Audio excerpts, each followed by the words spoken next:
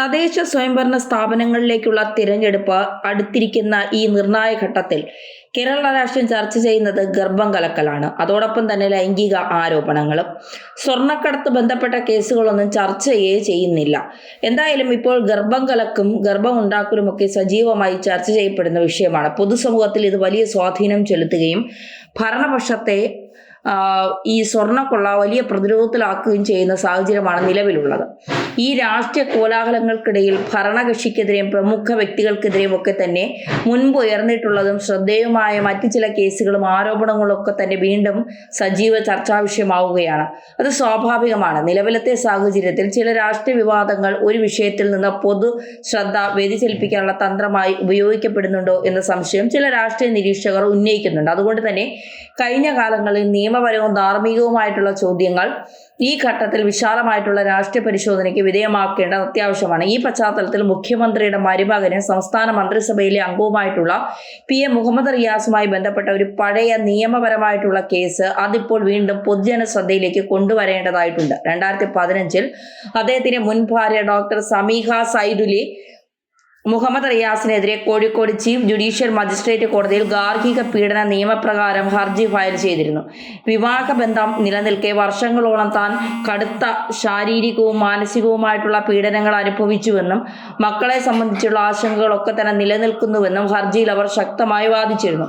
ഭരണപരമായിട്ടുള്ള ഉന്നത സ്ഥാനത്തിരിക്കുന്ന ഒരു വ്യക്തിക്കെതിരെ മുൻപ് ഉയർന്നിട്ടുള്ള ഇത്തരം ഗുരുതരമായിട്ടുള്ള ആരോപണങ്ങൾ നിലവിലെ രാഷ്ട്രീയ സാഹചര്യത്തിൽ വീണ്ടും ഉയർത്തിക്കൊണ്ടുവരുന്നത് പൊതുസമൂഹത്തിൽ വലിയൊരു ചോദ്യം അവശേഷിക്കുന്നുണ്ട്. കോടതിയിൽ സമർപ്പിച്ച ഹർജിയിലെ ഉള്ളടക്കം വളരെ ഗൗരവമായ ആരോപണങ്ങളാണ് ഉൾക്കൊള്ളുന്നത്.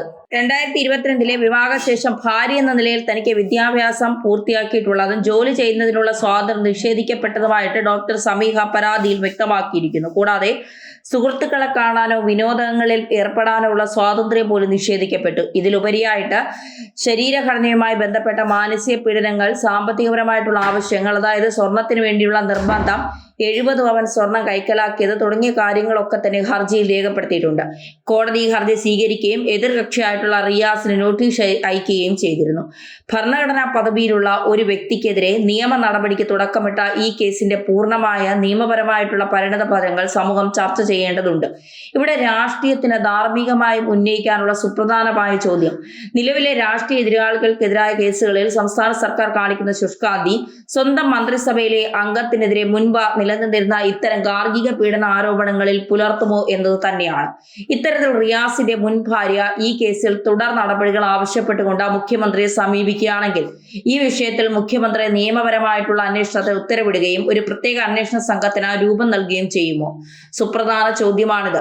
നീതിന്യായ വ്യവസ്ഥയുടെയും സ്ത്രീകളുടെ സുരക്ഷയും ഒക്കെ തന്നെ സംബന്ധിച്ചുള്ള സർക്കാരിന്റെ നിലപാടുകളെ ഇത് പരിരക്ഷിക്കുന്ന ഒരു ചോദ്യം തന്നെയാണ്. ആരോപണ വിധേയൻ ഒരു മന്ത്രിയായിരിക്കുന്നത് ഈ കേസിന്റെ നിയമപരമായിട്ടുള്ള പാതയ്ക്ക് പ്രത്യേക പ്രാധാന്യം നൽകുന്നുണ്ട്. പീഡന ആരോപണങ്ങളെയും മറ്റ് ലൈംഗിക കുറ്റകൃത്യങ്ങളെയും സംബന്ധിച്ച നിയമപരമായിട്ടുള്ള ബാധ്യത ശക്തിപ്പെടുത്തേണ്ടത് അത്യാവശ്യമാണ്. എന്നാൽ ഇത്തരം ആരോപണങ്ങൾക്കും ഒരു പൊതു മാനദണ്ഡം ആവശ്യമാണ്. കാരണം ഒരു സംഭവം നടന്ന് വർഷങ്ങൾ കഴിഞ്ഞതിന് ശേഷം മാത്രം പരാതികൾ ഉയർന്നു വരുന്നത് കേസിന്റെ വിശ്വാസ്യതയും സമയബന്ധിതമായി നീതി ലഭിക്കുന്നതിനുള്ള സാധ്യതകളെയും ഒക്കെ തന്നെ ചോദ്യം ചെയ്തേക്കാം. സ്ത്രീകൾക്കെതിരായുള്ള അതിക്രമങ്ങളെക്കുറിച്ചുള്ള പരാതികൾ ശരിയായ സമയത്ത് അതത് നിയമ സംവിധാനങ്ങളിൽ ഉന്നയിക്കപ്പെടേണ്ടത് നീതിയുടെ താല്പര്യത്തിന് അത്യന്താപേക്ഷിതമാണ്. കാലതാമസം നേരിടുന്ന പരാതികൾ ഇരയാക്കപ്പെട്ട സ്ത്രീകൾക്കെതിരെ സാമൂഹികവും രാഷ്ട്രീയപരമായ പ്രതിചോദ്യങ്ങൾക്കൊക്കെ തന്നെ ഉയർത്താൻ സാധ്യതയുണ്ട്. ചില രാഷ്ട്രീയ പ്രതിയോഗികളെ ഇല്ലാതാക്കാനോ അവരെ പ്രതിരോധത്തിലാക്കാൻ വേണ്ടിയോ സ്ത്രീകളെ ഉപയോഗിച്ച് സ്വഭാവഹത്യ നടത്തുന്ന പ്രവണത CPM ഉൾപ്പെടെയുള്ള രാഷ്ട്രീയ പാർട്ടികളുടെ ചരിത്രത്തിൽ ആരോപിക്കപ്പെട്ടിട്ടുള്ളത് ഒരു തന്ത്രം തന്നെയാണ്. എന്നാൽ ഇത്തരം രാഷ്ട്രീയ കളികൾക്ക് തങ്ങളുടെ മന്ത്രിമാരെയും പാർട്ടി നേതാക്കളെയും ഒക്കെ തന്നെ സംരക്ഷിക്കാൻ ശ്രമിക്കുമ്പോൾ ഒരു ദ്വന്ദ്വ സ്വഭാവം കൈവരുന്നുണ്ട്. രാഷ്ട്രീയപരമായിട്ടുള്ള നീക്കങ്ങൾക്ക് മുൻഗണന നൽകുമ്പോൾ നിയമപരമായിട്ടുള്ള ചോദ്യങ്ങൾക്ക് ഉത്തരം നൽകേണ്ട ബാധ്യത ഭരണകക്ഷിക്കുണ്ട്. നിലവിലെ രാഷ്ട്രീയ സാഹചര്യത്തിൽ ഇത്തരം ആരോപണങ്ങൾ തങ്ങൾക്ക് തന്നെ തിരിച്ചടിയാവാതിരിക്കാൻ ജാഗ്രത പാലിക്കേണ്ടത് CPMന്റെ തന്നെ നിലനിൽപ്പിന് അനിവാര്യമാണ്. അപ്പോൾ ഈ വിഷയങ്ങളെല്ലാം തന്നെ സർക്കാർ കൈക്കൊള്ളുന്ന നിലപാടുകൾ അതിൻ്റെ കേരള രാഷ്ട്രീയത്തിൻ്റെ ഭാവി ഗതിയെ നിർണ്ണയിക്കുന്നതിൽ പ്രധാന പങ്ക് വഹിക്കുന്നതായിരിക്കും.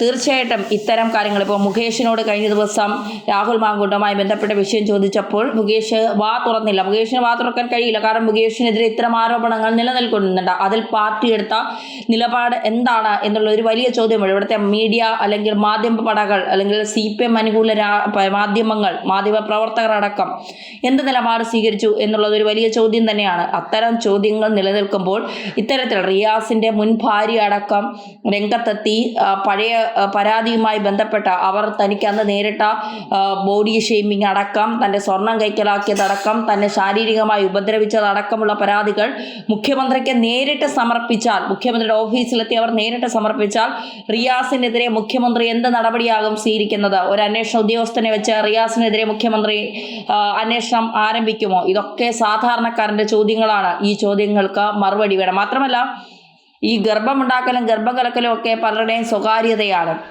അത് വർഷങ്ങൾ കഴിഞ്ഞതിന് ശേഷം അന്നത്തെ ആ ഗർഭമുണ്ടാക്കിയത് അത് തെറ്റാണ് എന്ന് എനിക്കിപ്പോഴാണ് മനസ്സിലായത്. അതുകൊണ്ട് എനിക്ക് ഗർഭമുണ്ടാക്കിയ വ്യക്തിക്കെതിരെ എനിക്കിപ്പോൾ പരാതി നൽകണം എന്ന് പറഞ്ഞാൽ അത് മറ്റ് അതിജീവിതമാർക്ക് കൂടി കിട്ടുന്ന ഒരു തിരിച്ചടിയാണ്. അന്ന് താൻ ശാരീരികമായി ഉപദ്രവിക്കപ്പെട്ടിട്ടുണ്ടെങ്കിൽ അത് 1-2 ദിവസത്തിനകം അല്ലെങ്കിൽ ഒരാഴ്ചക്കകം അല്ലെങ്കിൽ ഒരു മാസത്തിനകം എന്തുകൊണ്ട് പരാതി നൽകിയില്ല, പരാതി നൽകാമായിരുന്നില്ലേ എന്നുള്ളൊരു ചോദ്യം, അത്രയ്ക്ക് മാനസികമായി ബുദ്ധിമുട്ട് അനുഭവിച്ചിരുന്നെങ്കിൽ എന്തുകൊണ്ട് തൊട്ടടുത്ത പോലീസ് സ്റ്റേഷനോ ഇല്ലെങ്കിൽ വീട്ടിൽ നിന്ന് മുഖ്യമന്ത്രിക്ക് തന്നെ പരാതി അയക്കാം. അത്തരം സംവിധാനങ്ങൾ ഉണ്ട്. അപ്പോൾ തീർച്ചയായിട്ടും എന്തുകൊണ്ട് അത്തരം കാര്യങ്ങളിലേക്ക് കടന്നില്ല എന്നുള്ളൊരു വലിയ ചോദ്യമുണ്ട്. അപ്പോൾ തീർച്ചയായിട്ടും ഇത്തരം അതിജീവിതമാരെ ചോദ്യം ചെയ്യപ്പെടുന്ന തരത്തിലേക്ക് ഈ കാര്യങ്ങൾ കൊണ്ടെത്തിക്കരുത്. എന്തായാലും ഇത്തരം ചോദ്യങ്ങൾ മുഖ്യമന്ത്രിയോടോ മരുമകനോടോ ചോദിച്ചാൽ ഉത്തരമില്ലാതെ ഒരുപക്ഷെ മിണ്ടാട്ടം മുട്ടി നിൽക്കേണ്ടി വരും. മുകേഷൊക്കെ നിൽക്കുന്നത് പോലെ എൻ്റെ അഭിപ്രായം അല്ലെങ്കിൽ ഞങ്ങളുടെ അഭിപ്രായം പാർട്ടി പറഞ്ഞിട്ടുണ്ട്. എന്താണ് പാർട്ടിയുടെ അഭിപ്രായം? പാർട്ടിയിൽ ഒരുപാട് ശശിമാരുണ്ട്. ഒരുപാട് പീഡന പരാതികൾ ഉയർന്ന, ആരോപണങ്ങൾ ഉയർന്ന ശശിമാരുണ്ടായിട്ടുണ്ട്. ഇത്തരത്തിൽ പരാതികൾ നൽകിയ ഒരുപാട് സ്ത്രീകൾ ഉണ്ടായിട്ടുണ്ട്. അവർക്കൊക്കെ എന്ത് നീതിയാണ് കൊടുത്തത്? ശ്രീമതി ടീച്ചർ ഒരു സാധനം എടുത്തു വെച്ച് തീവ്രത കുറഞ്ഞതും തീവ്രത കൂടിയതുമായ പീഡനങ്ങൾ അളന്നതിനപ്പുറം എന്താണ് CPM-ൽ പരാതി തന്ന ഏത് സ്ത്രീക്കാണ് നീതി ലഭിച്ചിട്ടുള്ളത്? എന്തിനേറെ പറയുന്നു, നവീൻ ബാബു, ADM ആയിരുന്ന നവീൻ ബാബുവിൻ്റെ 2 പെൺമക്കൾക്ക് സ്വന്തം അച്ഛനെ നഷ്ടപ്പെട്ടതിൽ എന്ത് നീതിയാണ് CPM വാങ്ങിക്കൊടുത്തത്? ആ CPM-ന് ആർക്കെതിരെ വിമർശനം ഉന്നയിക്കാൻ ഒരു യോഗ്യതയുമില്ല.